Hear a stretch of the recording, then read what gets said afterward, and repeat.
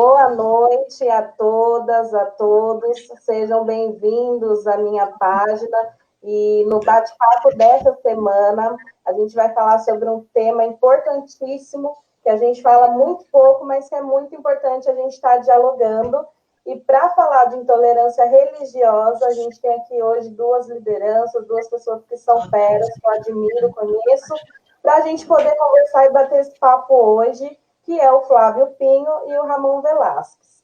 E aí, para começar, eu vou pedir para eles fazerem uma breve apresentação, até porque os dois têm um currículo grande, mas aí eu vou começar com o Flávio. Flávio, se apresenta para a gente, por favor.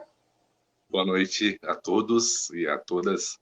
Sou Flávio de Almeida Pinho Correia, sou professor de Educação Física, eu sou graduado em Educação Física pela Unicid, certo? Tenho uma especialização uma pós em Cultura Brasileira também, e tenho 10 anos de atuação na área de Educação Física, de esporte, cultura, lazer, e venho trabalhando com instituições, com ONGs, com instituições educacionais nesses 10 anos, né? Sempre com o intuito de passar um pouco da nossa cultura, de valorizar um pouco da cultura brasileira. Certo? É isso. Obrigada, Flávio. Ramon? Eu queria dar uma boa noite para minha amiga, aliás, companheira, né, Débora? A gente se conhece há tanto tempo, eu tive o privilégio de trabalhar junto com a Débora durante um período importante das nossas vidas, que foi assessorando o saudoso e inesquecível José Cândido. E, em memória dele, eu quero oferecer esse nosso bate-papo aqui para toda a população de Suzano, do Alto Tietê, e deixar um grande abraço para todos os nossos internautas que estão conosco nessa noite. Saudar também o Flávio Pinho. Flávio, que prazer poder te rever aqui. Você que é um guerreiro aí do Alto Tietê também, eu quero, desde já, ao invés de ficar falando do currículo, né, eu sou um militante das causas da justiça social, né, tive o privilégio aí de ter sido vereador na minha cidade, prefeito, e agora estou aí de novo, prestes a entrar nessa discussão, nesse debate tão necessário, nesses tempos tão difíceis, que é estar pré-candidato majoritário aqui do meu partido, do Partido dos Trabalhadores aqui em Rio Grande da Serra, mas, de qualquer maneira, eu sou um militante das causas da justiça. A gente não é militante só por conta de cargo eleitoral, né? Na verdade, nós fazemos da nossa vida uma militância permanente em defesa de um mundo melhor, mais justo, onde homens e mulheres vivam decentemente, né? E a gente tem visto aí tanta bandalheira, essa extrema-direita que, de repente, tornou o nosso mundo muito pior, né? Parece que a gente tem uma sensação assim, de algo muito pesado sobre as costas de toda a nossa gente, né? E nós, brasileiros, que estamos aí tendo, ao mesmo tempo, esse desafio de vencer o Covid, temos também esse desafio de achar de novo, né, a nossa casa como um lugar bom, né? Eu que sempre defendi que é tão gostoso chegar em casa e poder olhar o dedão, né? Que é a posição de relax, né? Então, agora eu estou vendo como é importante a gente ter família, a gente ter amigos e poder, de novo, né? Eu creio que essa enfermidade, ela se tornou um desafio de vencê-la e, ao mesmo tempo, de aprender com as lições que estão aí à nossa disposição. Então, eu quero fazer desse bate-papo aqui muito mais um reencontro com vocês e com toda a nossa gente que tem o privilégio aí de fazer esse bate-papo com a gente. Obrigada, Ramon. Bom, eu sou a Débora Machado, sou psicóloga, sou de Suzano, né? E aí tenho usado esse instrumento que é as lives para poder dialogar com a sociedade de assuntos que eu acho que é muito importante, né? E na semana passada a gente estreou um canal aqui que é o Colcha de Retalhos, que é um espaço, a conversa para mulheres, de mulheres para mulheres. E aí hoje eu estou um bate-papo com vocês, que aí é uma outra estrutura, né? Um outro bate-papo que também é tão necessário para a nossa sociedade.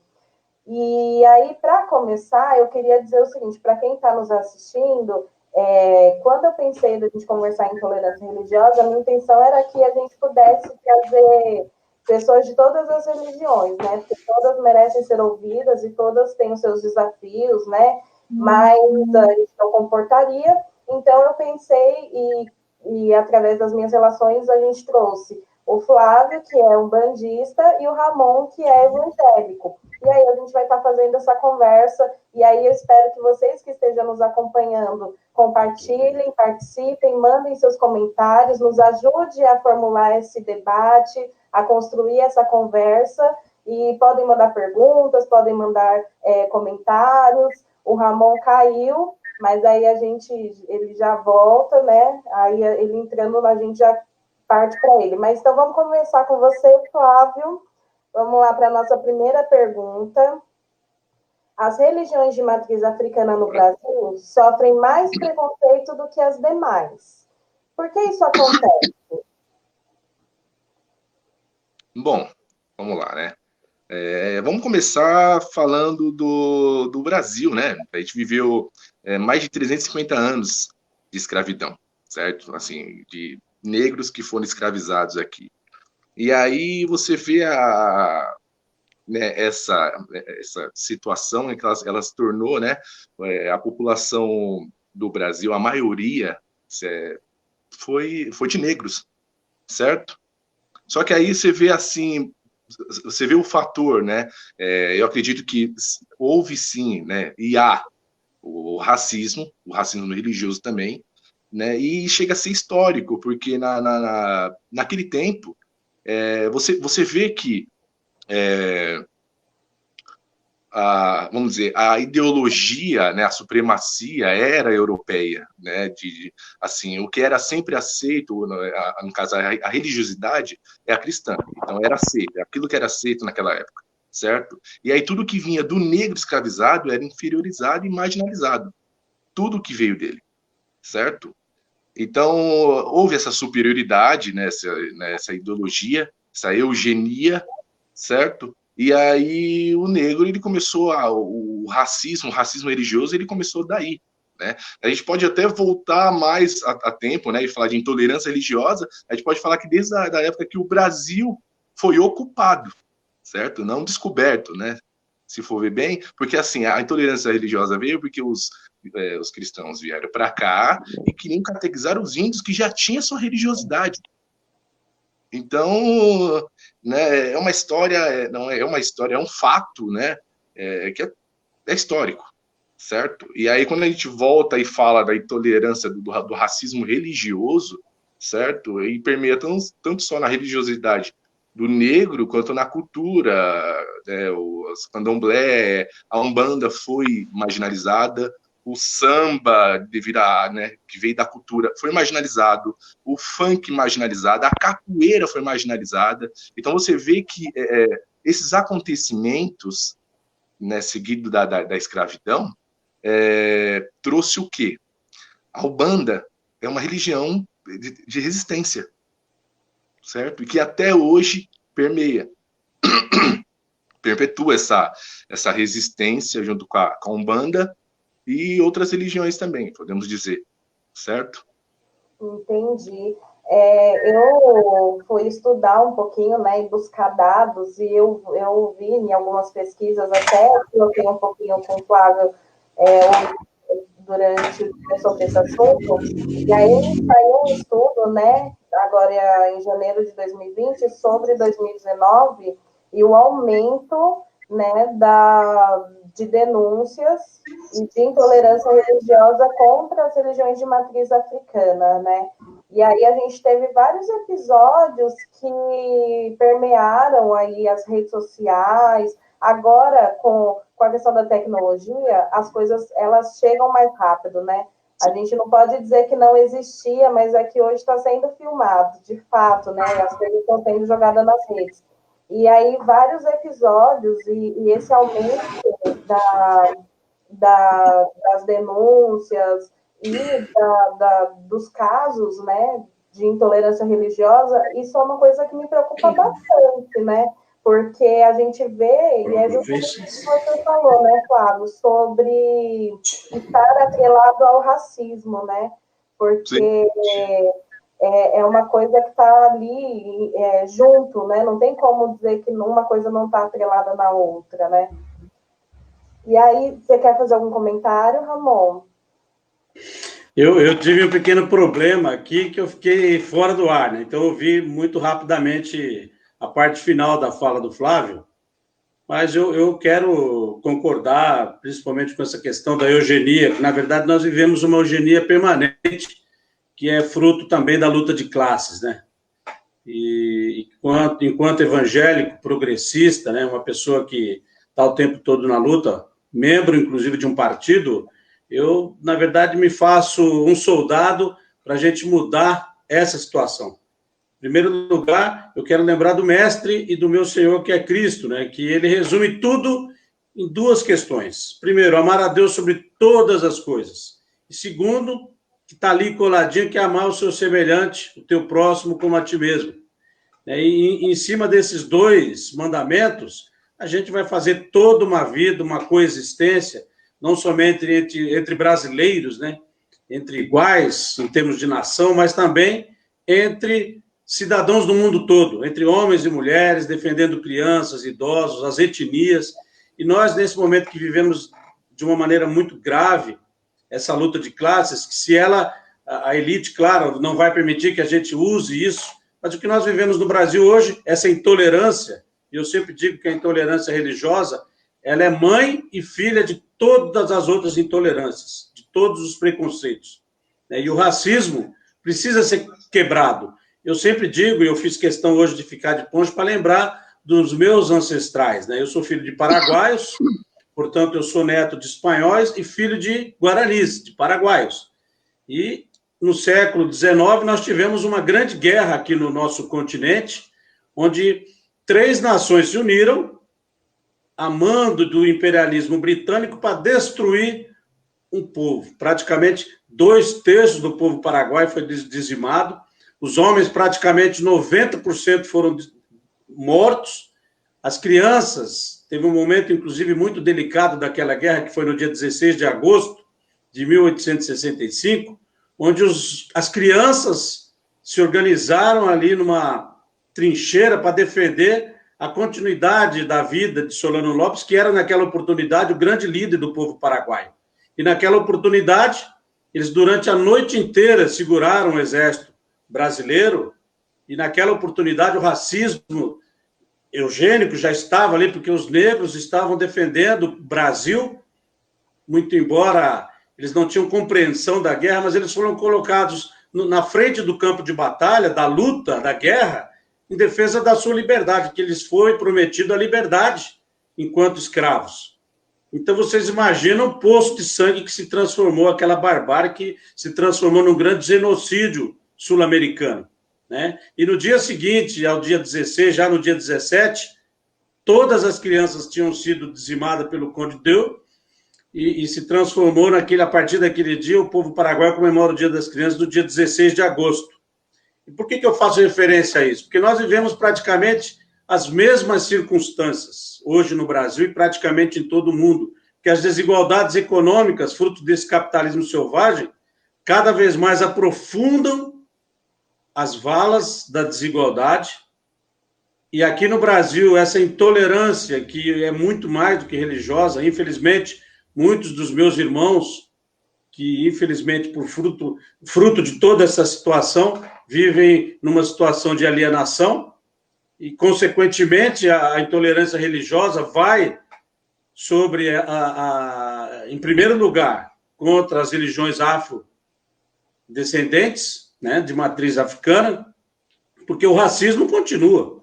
E, nesses momentos, a questão de cor fica muito mais pesada. E no Brasil é pior do que nos Estados Unidos, porque aqui, infelizmente, a gente vive um racismo disfarçado e os frutos disso que a gente vê as crianças negras, os homens negros continuam sendo mortos, as grandes vítimas do Covid agora, por exemplo, e nós vamos estudar isso depois, com certeza, mais de 60%, 70% são negros, são pobres.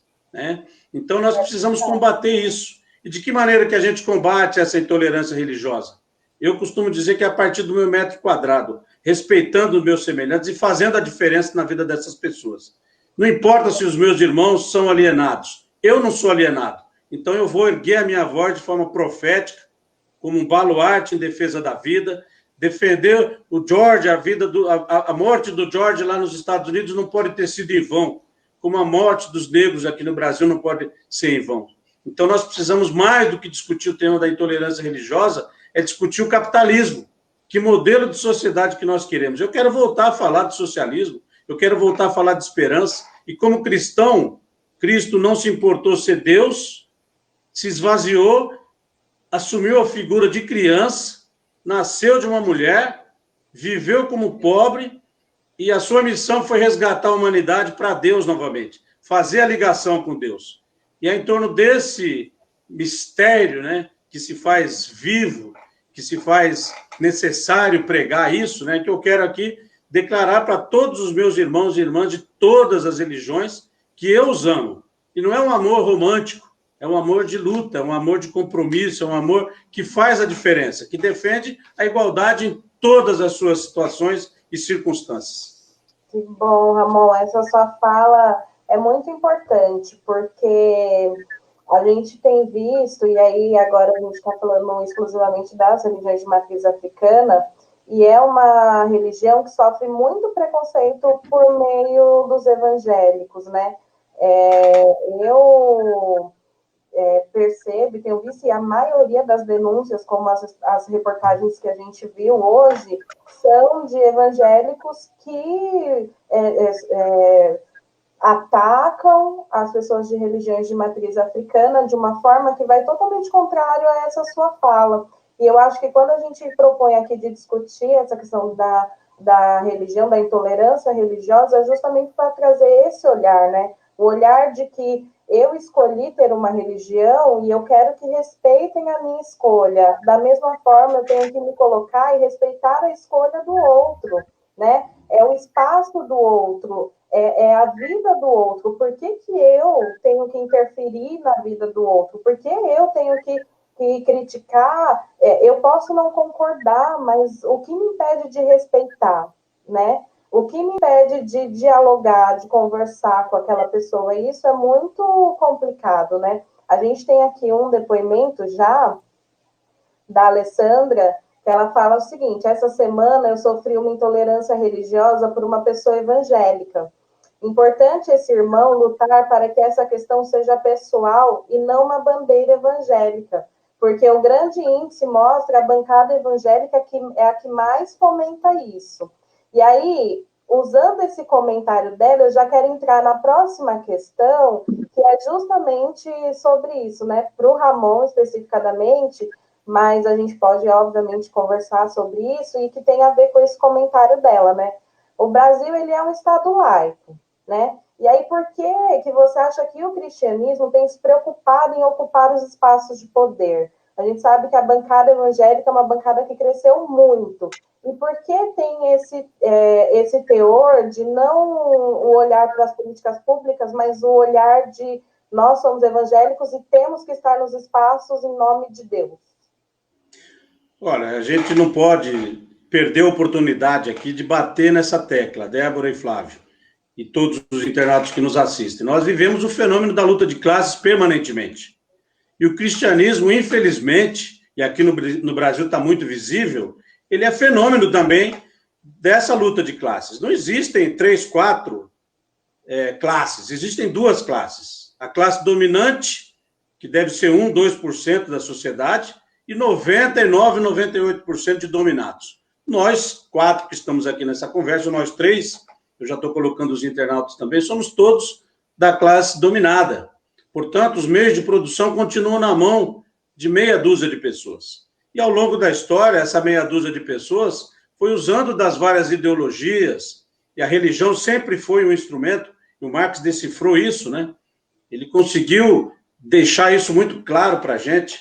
E eu sou um cristão que bato nessa tecla, e nós devemos buscar os bons exemplos. A bancada evangélica não me representa. A bancada evangélica é uma vergonha, porque ela está lá pensando somente no vil metal. E eu costumo dizer para as pessoas que nós precisamos denunciar esse grande processo de nazifascismo que toma conta do Brasil, que quer fazer a disputa política de poder, mas antes disso nós temos que discutir o que a elite quer. A elite quer continuar mandando os trabalhadores deixarem o isolamento para ir produzir a riqueza para eles. E as grandes manifestações que a gente tem visto são de quem?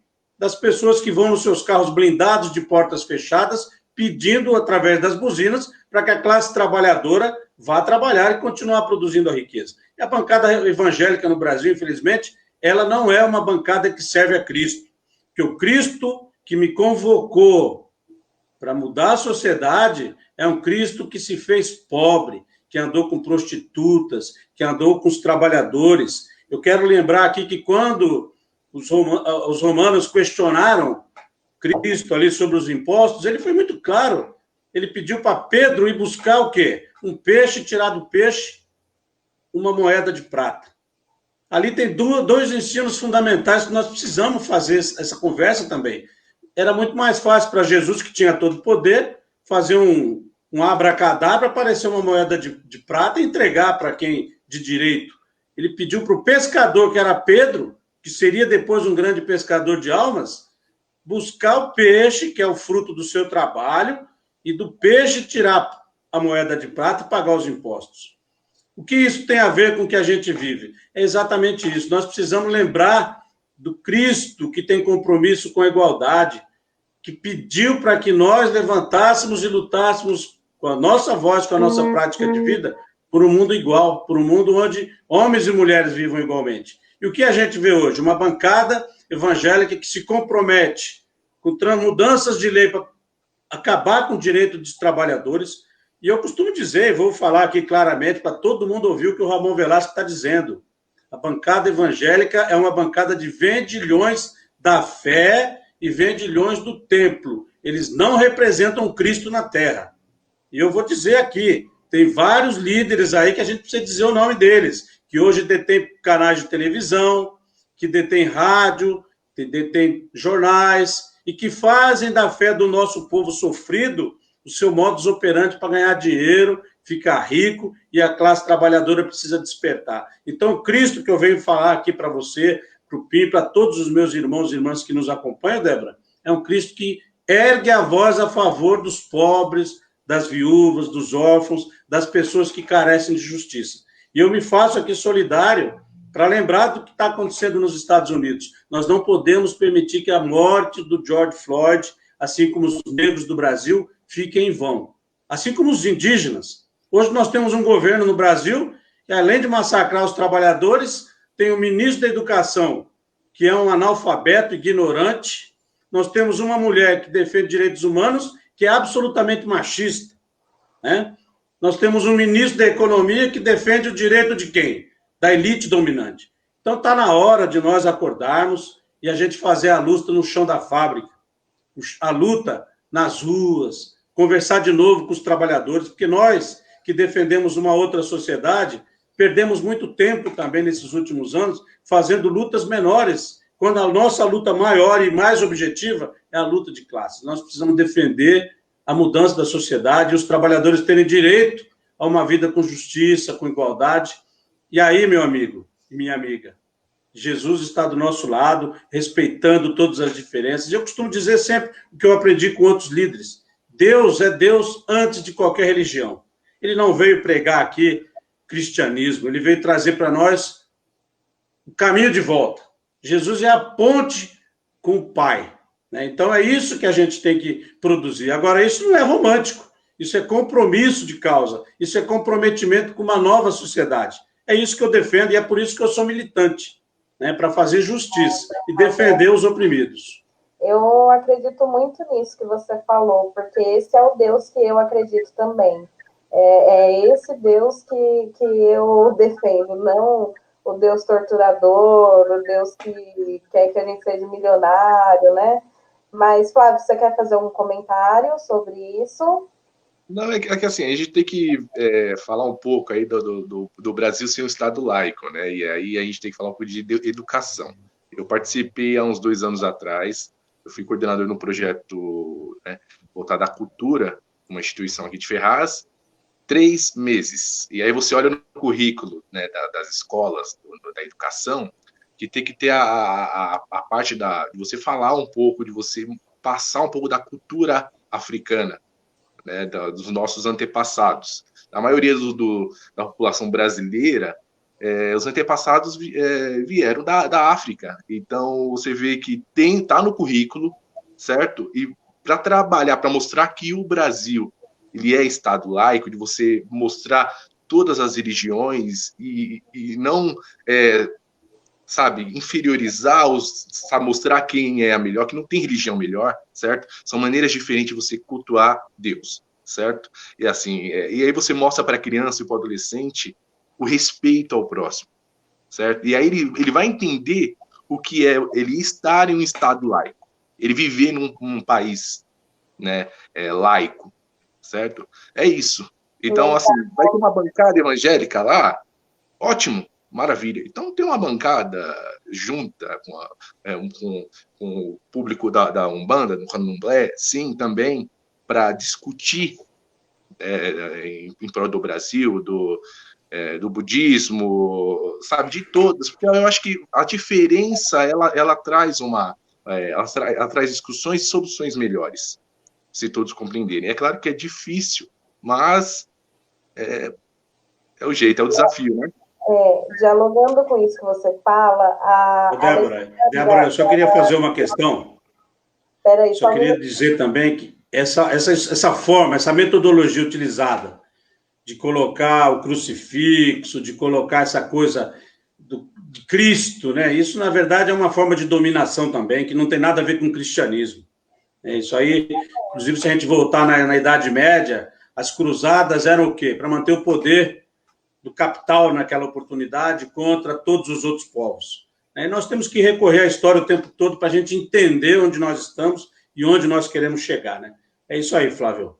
A Alessandra, ela fala o seguinte, né? Religião, acima de tudo, não é só escolha, mas sim uma questão cultural. Eu não questiono a questão cultural de outra pessoa, impondo a nossa religião como única, né?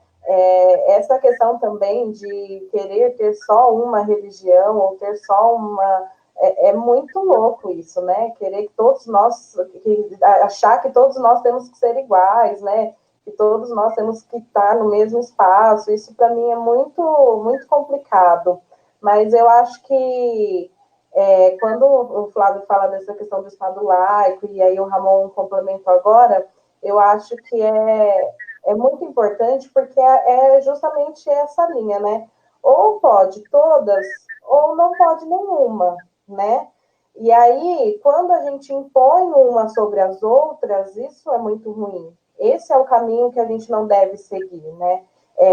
A gente tem hoje a Lei 10.639, que é da nossa história, né? É a história verdadeira, porque a gente estudou e a gente aprendeu uma história europeia, como o Flávio falou.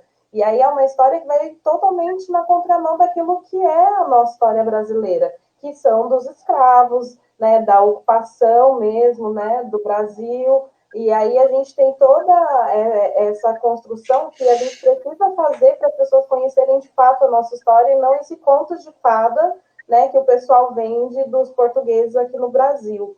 Mas eu acho que isso é muito válido. E aí eu queria aproveitar, antes de passar para a próxima pergunta, e agradecer as pessoas que estão acompanhando a gente. Está com uma audiência legal, já batemos 40 pessoas aqui na live, no Pico. Isso está bem legal, então quero agradecer aqui o Walterson, a Sandra, a Gisele, a Luísa, a Áurea, o Wagner, a Dona Vera, o Maurício, a Alessandra, a Leninha, a Liliane, deixa eu ver aqui quem mais, a Débora, o Joel, o Guilherme, o Jovino, o Jonathan e... cadê? A Luísa, acho que eu já falei da Luísa, né? Mas eu quero agradecer a todo mundo que está aqui acompanhando a nossa live. Manda os comentários, perguntas para a gente poder interagir aqui. E aí vamos passar para a nossa próxima pergunta aqui, que é para a gente continuar um pouquinho falando sobre essa questão do racismo, que não tem como a gente não falar sobre isso, a gente já até iniciou. E aí dizer que eu estou de preto, inclusive, por duas questões. Primeiro, porque em um dia a gente perdeu mais de 1.300 pessoas com, né, o vírus, o coronavírus, e aí são pessoas, são histórias, né, são pessoas que são amadas, têm identidade, têm famílias, amigos, e aí eu estou de luto e eu vou estar de luto até enquanto tiver uma pessoa morrendo, e aí isso para mim pesa muito, porque para mim toda a vida importa, e dizer também que eu estou de luto por todo esse momento que a gente está passando. A gente já tem um genocídio da juventude negra no Brasil e no mundo muito alto. Mas essa semana as coisas ficaram evidentes e todo mundo escutou falar, né, das mortes dos jovens negros, pelo que aconteceu com o George nos Estados Unidos, mas também aqui no Brasil, né? A gente teve o João Pedro, lá no Rio de Janeiro, que morreu dentro de casa, brincando com os amigos, né? A gente teve a Ágata, que morreu dentro da escola, e aí ontem a gente teve o Miguel Otávio, né? Um menino de 5 anos, que morreu porque a mãe não tinha condição de ficar em casa, ela precisava trabalhar nesse período de quarentena, e aí ela não tinha com quem deixar o filho, levou o filho, e aí ela precisou sair para, em vez de cuidar do filho, cuidar do cachorro da patroa, e aí o filho dela morreu, caiu do 9º andar de um prédio. E aí, essas mortes, elas me chocam muito, assim, né? E aí, dizer que essas mortes são as mortes que tomam repercussão e que nos dá fôlego para fazer o diálogo com a sociedade, mas são episódios que acontecem o tempo todo com a população negra, né? Acontece o tempo todo. E aí a gente está falando de jovens, de crianças que tiveram suas vidas ali, perderam a sua vida, perderam o futuro, e é o Estado, né? Somos a sociedade, quem é que está errando nisso? Então, eu quero começar me solidarizando com todas essas situações e com todos esses casos. E aí eu queria que vocês comentassem um pouquinho mais sobre essa questão do racismo permear essa questão da intolerância religiosa. E aí a gente está aqui falando das religiões de matriz africana, mas a gente tem várias outras religiões também que sofrem muito preconceito, né? A gente tem as religiões orientais, né? O budismo, que também sofre muito preconceito, e aí a gente está falando, a gente usa aqui a nossa, mas as pessoas entendam que a gente está falando de todas as religiões, né? De um povo como um todo. Sim. Flávio? Oi? Então, é aquilo que eu falei, né? Voltando para hoje, né? Para a atualidade, é até uma coisa que eu até falei com você, né? Eu estou há 9 anos, né? Sou um bandista há 9 anos e desde quando eu me tornei um bandista, eu presencio a intolerância, né? E assim, você começa, aí você não vê só a intolerância partindo, assim, vindo de você, assim, você vê em outras pessoas. Eu já vi a intolerância, ela permear numa criança de 9 anos, certo? Que ela estava usando um adereço, né, numa aula, na escola, e ela foi proibida de fazer a aula porque ela estava usando esse adereço, e o adereço não ia atrapalhar ela em momento algum. E assim, o adereço, no caso, seria uma touca usada no candomblé, né, e tudo, e ela foi tirada da sala. E aí na hora, eu me indignei e fui tomar uma providência. Isso é comum, mas como outra, a religião as religiões de matriz africana, ela é, né, demonizada. Então, as pessoas, né, ou seja, por ignorância, ou seja, por manipulação mesmo, de chegar e falar que é errado, que é demônio, e nada disso. As pessoas deveriam conhecer mais antes de falar alguma coisa, de julgar, certo? Eu acho que esse é o mal, a ignorância, de você chegar e conhecer primeiro, aprender, para depois você, né, dar o seu ponto de vista, certo? Eu acho que a história do Brasil, muitas vezes ela tem muita coisa a ser descoberta se as pessoas aprendessem um pouquinho mais da cultura, da cultura das religiões de matriz africana. Então, acho que o Brasil seria bem melhor e a mente das pessoas elas iam se ampliar mais a isso, certo? Ramon? Bom, eu vou continuar nessa trincheira, né? A gente precisa entender todo o fenômeno da intolerância ligado sempre à questão econômica. Se nós voltarmos na história, a gente vai ver vários momentos em que houve intolerância. Se a gente hoje der uma observada no planeta, nós temos várias etnias sendo absolutamente dizimadas pelos povos predominantes à custa de quem? Em nome de quem? Da desigualdade, em nome da economia. Eu poderia ir lá para a Jordânia, onde nós temos lá mais de 1 milhão de pessoas vivendo em tendas, que não tem pátria. Nós vamos para o Mediterrâneo, e hoje, por conta do Covid, ninguém fala mais, mas os povos ali do norte da África continuam fugindo da miséria, da perseguição, indo tentar a vida, a sorte na Europa. E esse trajeto, que é curto olhando para o mapa, ele é muito longo para quem está buscando a vida. E se a gente for para o Brasil, se a gente voltar para o Brasil, nós vamos para as várias etnias indígenas hoje, que sofrem de forma terrível o processo de genocídio também. E se a gente olha para a favela, para as comunidades, para a minha cidade aqui, a gente vê uma cidade inteira fruto dessa desigualdade. Uma cidade pobre, a forma como o capitalismo organizou as cidades no Brasil, e eu poderia falar de Ferraz, de Poá, a forma como o capitalismo, ao longo desses últimos, pelo menos 100 anos, né, a forma como os trabalhadores foram sendo empurrados para a periferia, vivendo nas piores condições. A gente dá uma olhadinha, aí o Covid é interessante, né? O Covid a gente precisa estudar sociologicamente, estudar politicamente, a gente vai ver como o preconceito também permeia a questão do Covid. Até agora, eu quero aproveitar esse espaço, Débora, se você me permite, para me solidarizar também com as mais de 32 mil, 33 mil pessoas que perderam a família, os seus familiares, né? Que perderam a vida, e aí os familiares estão enlutados, tristes.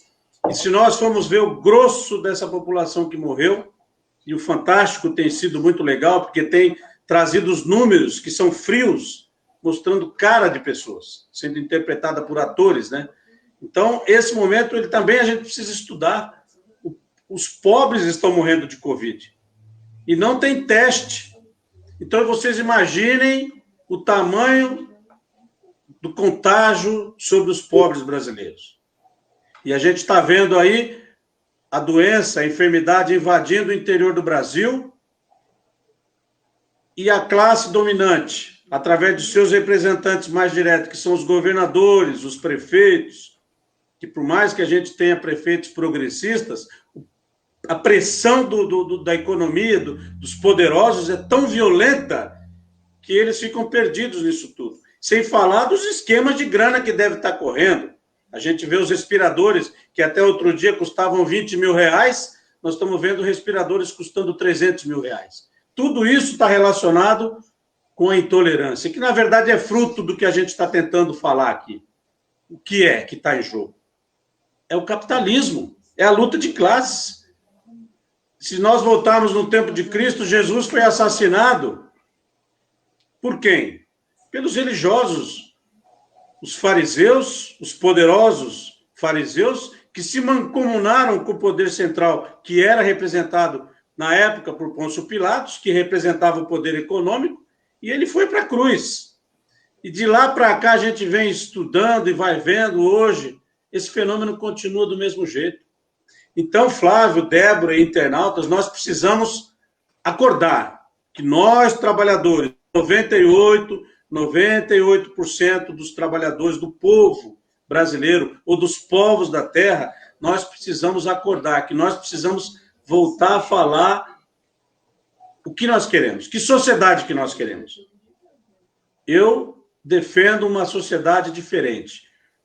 Como a gente dizia na época do Fórum Social Mundial, eu vivo e luto por um outro mundo possível, onde a gente viva com justiça, com igualdade, onde os credos sejam respeitados, onde as crianças não tenham medo, onde as crianças não serão ser viciadas, vítimas dos pedófilos, onde as mulheres poderão se vestir, andar nua, andar com roupa, enfim, mas ela não vai ser estuprada, ela não vai ser assediada, ela vai andar no trem lotado e não vai ser encoxada pelos machistas, onde os homens também vão poder se respeitar pela sua cor, pela sua etnia.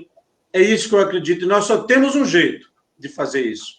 E Jesus resumiu dessa maneira: é o amor ao próximo. Agora, enquanto existiu o capitalismo criando essas desigualdades, infelizmente, a gente vai continuar vendo o sangue correr pelas calçadas. E eu quero aproveitar para dizer o seguinte para quem fica em cima do muro, principalmente para meus irmãos e irmãs evangélicas que continuam alienados, que não conheceram a graça redentora de Cristo. Eu, que fui ateu até os 33, estou com 56 anos. Eu vivo há 26 anos, Flávio, esse amor incondicional de Cristo. E ele, quando me resgatou, me tirou daquela cegueira do ateísmo, ele não me pediu para fazer separação de classes, nem de etnias. Ele me disse para amar o meu semelhante. E eu, que já vivi uma vida de luta, eu pude entender a completude da luta. E que não é política partidária, não.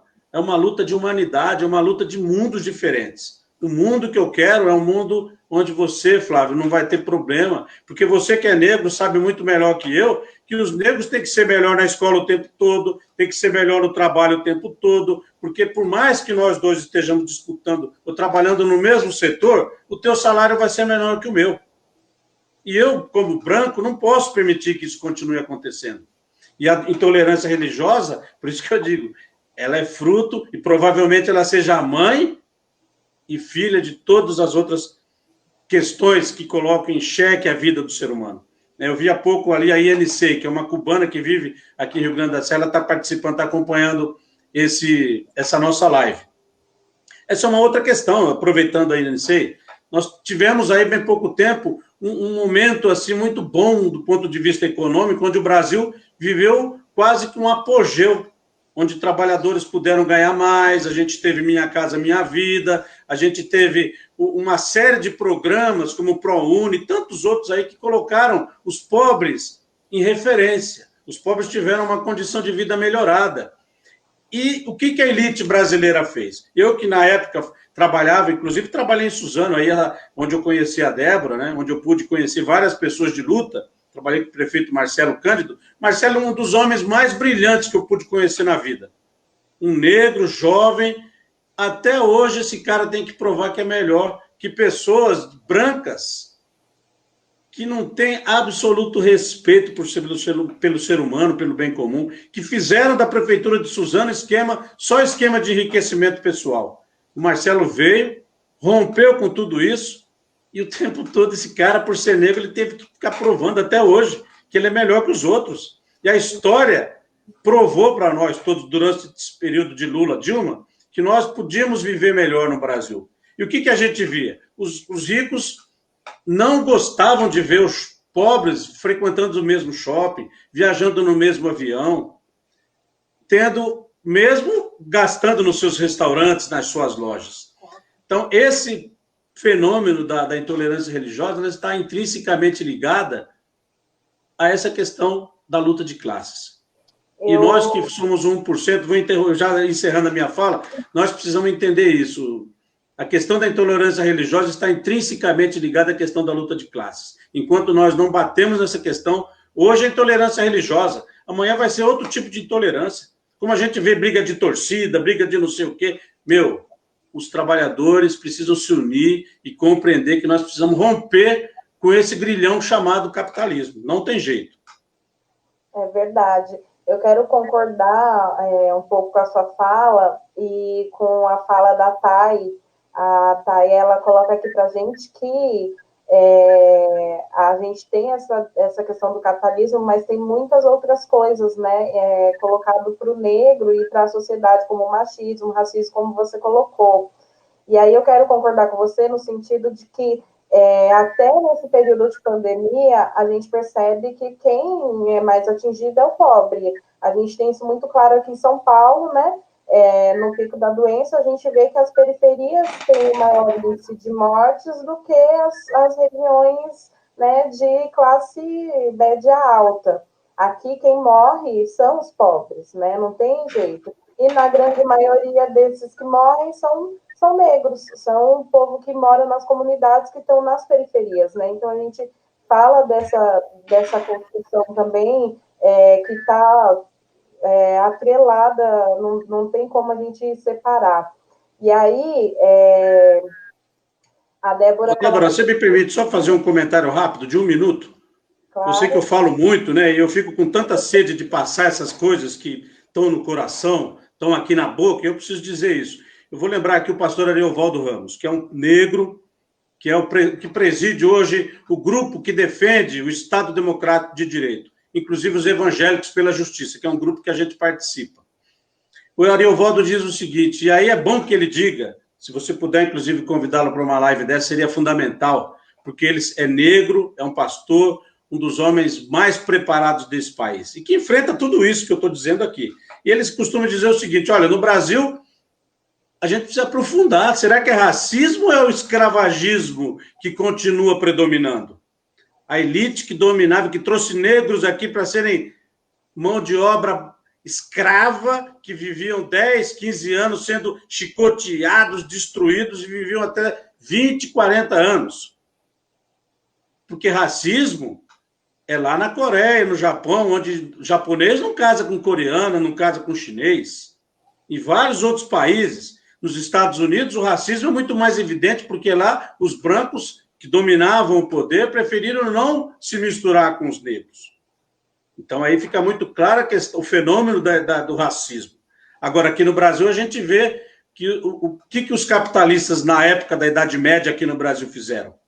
Eles preferiram se misturar com as negras e com as indígenas para dominar melhor. Então, ficou um racismo muito mais profundo no Brasil.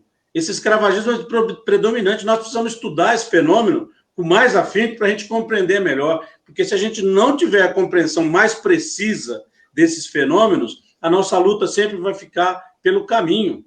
E isso está espalhado nas câmaras municipais, nos movimentos, no sindicato, na universidade, em todos os lugares, esse fenômeno que nós estamos tentando discutir, ele permeia todos esses setores. E para combater isso, a gente precisa entender melhor tudo isso, né? Mas eu insisto, se nós não discutirmos o fenômeno da luta de classes e organizar os trabalhadores para fazer esse debate, nós continuaremos um passo atrás. E aí, dialogando com a sua fala e a fala da Débora, ela fala o seguinte, né? O negro, infelizmente, está um passo atrás. Tem sempre que fazer o dobro para se igualar ou se mostrar digno, né, de onde ele está. E aí, isso fica muito evidente, e hoje a gente tem até pirâmides, né, que demonstram a escala de igualdade que a gente tem, né? Que a gente tem lá no topo da pirâmide o homem branco, né? Depois a mulher branca, o homem branco rico, a mulher branca rica, depois vem o homem negro branco, depois a mulher pobre negra, né? Então, o negro, por mais que ele tenha dinheiro, ele nunca vai estar no mesmo patamar do homem branco com dinheiro. Isso é muito explícito. Pode falar, Flávio. Só complementando, e aí você fala, o homem negro ele sempre está um passo atrás. Aí você fala, o homem negro macumbeiro, vamos deixar, né? Tá mais por trás ainda, ele tá atrás ainda, ele tá lá embaixo, certo? Porque, assim, as pessoas hoje querem aquele negócio de demonizar, eu vou escolher uma religião, não vou falar que eu sou de uma religião de matriz africana, senão eu não consigo arrumar um emprego. Ou porque eu não vou ser respeitado na faculdade ou numa escola. Então, sempre a gente vai estar um passo atrás, sempre. Se você reconhecer a sua cultura e mostrar para o mundo que é isso que você quer seguir, você vai estar um passo atrás, você vai ser endemonizado também, você vai ser inferiorizado. Então, é difícil, é uma situação difícil, certo? É injusto. E eu me uno a você para não aceitar isso, porque isso não tem que acontecer. Né? Isso não tem que acontecer com você e com ninguém que decidir estar em uma religião. Isso, para mim, é inaceitável, né? Não tem condição nenhuma. Nós precisamos nos unir para que cada um tenha o seu espaço e seja respeitado pelas suas decisões, que seja respeitado pelo aquilo que ele quer, pelo aquilo que ele defende. Isso é fundamental, né? Nessa construção que a gente tem, isso é fundamental. O respeito à decisão e ao espaço do outro. Se eu não respeitar o espaço do outro, não tem discussão, né? Eu acho que a intolerância, ela é isso, né? ela só é colocada pelas pessoas não respeitarem o espaço do outro, não respeitar a decisão do outro, é se achar melhor, né? Achar que só o meu é bom, só o meu é único, né? Não tem diálogo, isso é muito complicado. E você, lá no início da sua fala, você traz isso, você fala, a intolerância, ela é atrelada à ignorância. Não Sim. Tem outro argumento. A ignorância é que pauta a intolerância, porque se você não se informa, se você não conhece, né, você só destila aquilo que você acha, o achismo. E o achismo está sendo bem complicado atualmente, né? A gente está falando muito disso, né? Que as pessoas têm que se basear mais em fatos, mais no que é verdadeiro. E aí eu quero agradecer também as pessoas que entraram agora. O Ramon caiu de novo, vamos ver se ele consegue voltar, que a gente já vai caminhar para as nossas considerações finais. O Jefferson, que está aqui com a gente, a Thay, cadê quem mais? A Sandra Perillo, a Maria de Lourdes, acabou de entrar. Cadê? A Gisele Anjos, a Alessandra, que já falei aqui.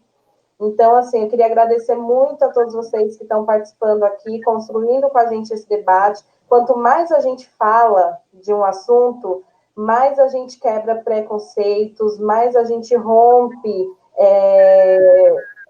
crenças que foram construídas, que nem essa que o Flávio traz para a gente da endemonização da religião dele, né? E aí a gente precisa falar mais sobre isso, né? A gente precisa estar mais aberto a debater, a conversar, para poder acabar com todos esses preconceitos que existem hoje. Ramon conseguiu voltar, e aí a gente vai caminhando para as nossas considerações finais. E aí eu quero que o Ramon faça as considerações finais dele. Eu, na verdade, acho que o Bolsonaro deve ter me derrubado aí, né? Mas eu quero encerrar essa minha participação aqui, Débora. Em primeiro lugar, agradecendo aí essa oportunidade de poder mostrar para as pessoas, para os internautas, que os evangélicos não são aquilo que está lá no Congresso Nacional. E que a gente consiga também aproveitar esse tempo para amar também essas pessoas alienadas. Eu tenho falado aí já há uns 12 anos que a gente estava vivendo, entrando num processo no Brasil de mediocrização da sociedade. E hoje eu não tenho mais dúvida alguma de afirmar que, além da mediocridade, a gente vive esse fenômeno da ignomínia, né?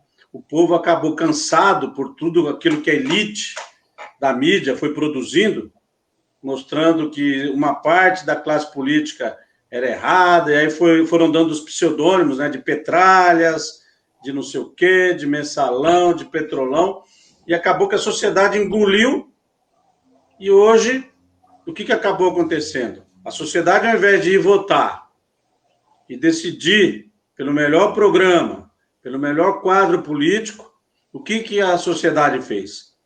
Escolheu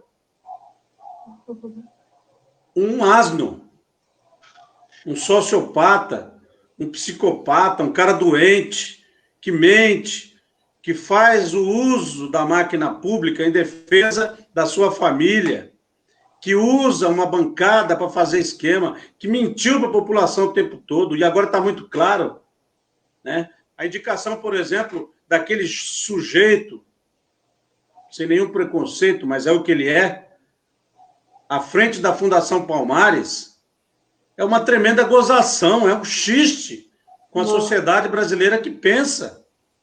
A indicação daquela atriz, que eu não vou nem citar o nome, para ser secretária de Cultura, que ela é uma vergonha. Eu não tenho adjetivos aqui para dizer, assim, com bastante clareza, a minha raiva, a minha mágoa, o meu sentimento. Ramon, acho que ele vai cair de novo. Vamos lá, então, Flávio, para suas considerações finais.